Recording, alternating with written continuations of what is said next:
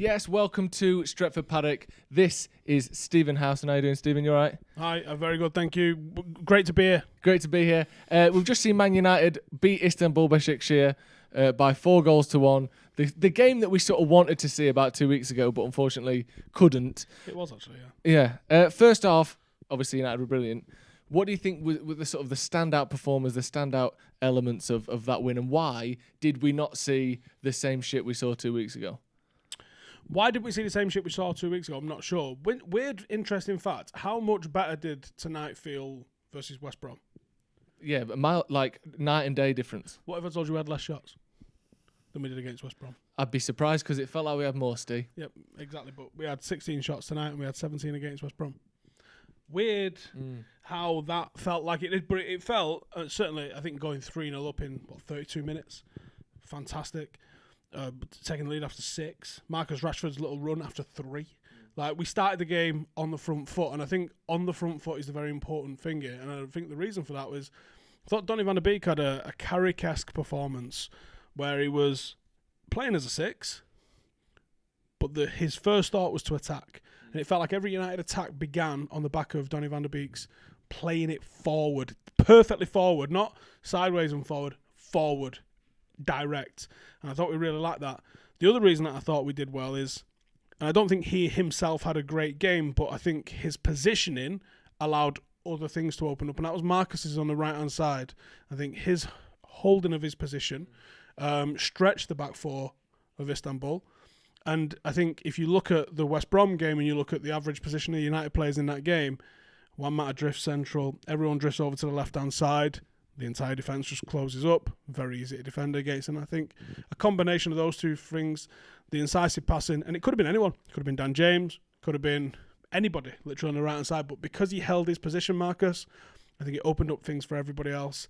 And because of that, and I think Cavani as well, we saw a really open game from United. We actually haven't seen anyone play as a right winger for United for a while because we had Mata playing out there before, who clearly isn't a right winger, doesn't even attempt to be a right winger. And then before that, during the period where Martial was suspended, we had sort of split strikers and we had Dan James playing sort of almost as a 2 with Rashford. It's been a while since we've even tried to spread the play or sort of tighten and stretch the play. Lingard's played there a handful of times, but no one tells him he's a winger. He just drifts inside the same way Juan Mata does. You're right, yeah. And I think even when Mason has played there, he doesn't necessarily always hold his position. He's like, where am I playing? Right wing. All right. See you on the penalty spot. Yeah, but I'm a striker, so I'll see in a bit. And I thought that was really good. I mean, even Marcus at times drifted in, but when we were attacking, he was on the touchline. And he was making, even the penalty shout that he got, that came from him being on the shoulder, occupying a fullback, and an early ball over the top was Saw. And he got on the end of it, and obviously he won the penalty, which he converted. Mad that, though, from Bruno. You seen his quote afterwards? No. Saying, when the team score, I score anyway, so who cares? And a more important point, he was saying, like, Marcus is one of the top scorers in the Champions League, but wanting him to get another goal. Brilliant. Fantastic. And I was saying before that the attitude to when Bruno gives up a penalty is so different to remember last season when I think it was Rashford missed one and then Pogba took the next one. Like, the difference, and they were slated for that. They were distraught. You got to know who your penalty taker is. It's not about being soft. It's not about being kind. But when Bruno does it, somehow it makes sense. Helps if you score it. If you miss it, start fannying around, or you fanny around and then miss it, people have a different attitude. If you do what you want, winners get to do what they want. If you're winning and things are coming off, Solskjaer could have played fucking David De Gea right wing tonight. If you win, no one questions it. You do anything a little out of the ordinary and it doesn't work for you, people go, fucking, what are you doing? You talk about Solskjaer there, and one of the things, like you mentioned, the contrast from the West Brom game to tonight, just in terms of the feel of it, even though you look at the stats and maybe they say that we had a similar amount of shots on target, what do you think Solskjaer has learned? Because there's a lot of people, Cavani making his first start, Van der Beek making one of his first starts, Tellez is only his second start for United. What do you think Solskjaer has learned from actually these particular positions or these things worked and I need to do more of that? One thing I've noticed with Solskjaer is when he hits on something that works, whether that was a 3 at the back, whether that was that team that he played 145 times back to back, 146. When he finds something, the diamond for a minute, that works, he don't half ride it till the wheels fall off, does he? So I'd be shocked to see Cavani after he got, the minutes he got tonight, start again at weekend. But maybe this is Ollie with an eye on. Have you seen how truncated this season is? Yeah, it starts in. It's like 40. I think normal seasons are like 285 days. This one's going to be 245 days to cram everything in, and all the stupid international breaks as well. And then there's the Euros at the back end of it. So you're going to see some weird injuries and people just not get recovery time in this season. I wonder if Ollie's just being very, very sensible with his signings. No, you're not seeing a lot. I mean, Chelsea have hit the ground running. Their signings have been great. Outside of Chelsea, who else has really been playing all their signings? Not really anyone. Liverpool done it with Jota a little bit. I don't know how much that was forced. But there's signings that are still yet to make full starts for other clubs. We're not alone in that. I think I'd be shocked if Van der Beek doesn't retain his place. I thought he was fun. I thought he was the difference tonight. And I think he can be the difference going forward. Because I think defensively, he does the Carrick role. Like, he's not going around Kanteing people. He's not mullering people left, right and centre. But he just sort of occupies space really well. And I think, he's not physically imposing. Even Carrick is a lot more physically imposing than Van der Beek is. But I think the way Southampton play, I think get away with playing Van der Beek and being a little bit more offensive and maybe make them worry about you a little bit more.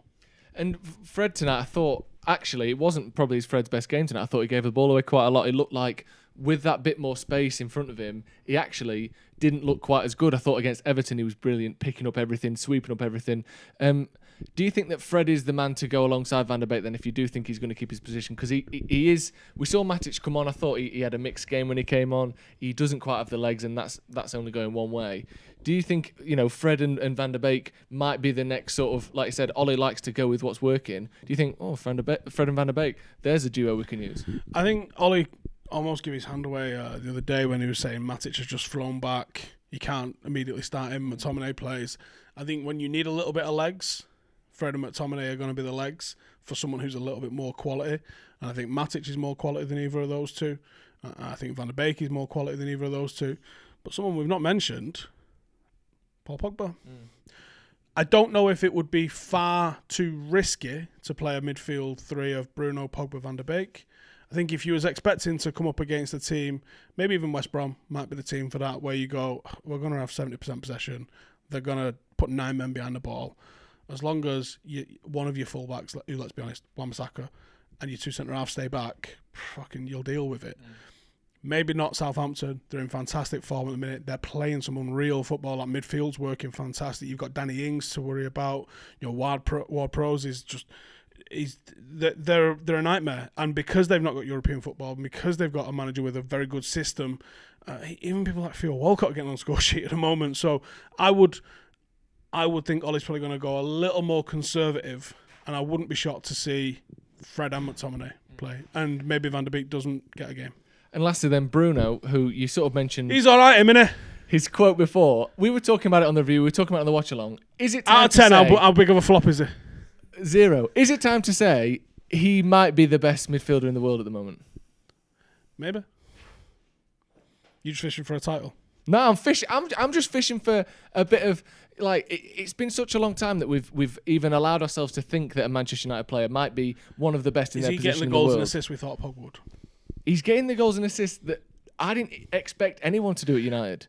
He's getting a goal and assist that you'd be delighted if we bought a centre forward and he got. He's got 21 goals and 15 assists in 35 games. Only Ruud van Nistelrooy and Dennis Law have had a better goals per game ratio after 20 plus goals than Bruno Fernandes, and he's a midfielder. He's all right, isn't he? He's amazing. He is good. And what I would like to see is if we had more threats. Can you imagine we had Erling Haaland ahead of him? I think he scored 21 in 14 this season. Forgive me, I might have got that wrong. It's somewhere like that. It's somewhere you go, for a minute there, what the fuck is that? Got another 2 tonight as well, Haaland. Yeah. Was it 2? Yeah, I saw it at 2 and I didn't know if it finished at 2 or if he got a trick. He's an absolute machine, and he might actually be a machine because he's got the fuck all personality. But can you imagine if we had more threats like that in a team? If we had a Jadon Sancho, I mean, Sancho got on the score sheet tonight. Imagine they was scoring for United. The difference it could make. Yeah, or a 26-year-old Cavani. I mean, I thought Cavani had a good game. And I think he will have a good game. I think he lost his rag a little bit with Greenwood at one point. after Greenwood. And I'm not going to blame Greenwood. Greenwood's had some personal shit going on. He's had a lot of press attention.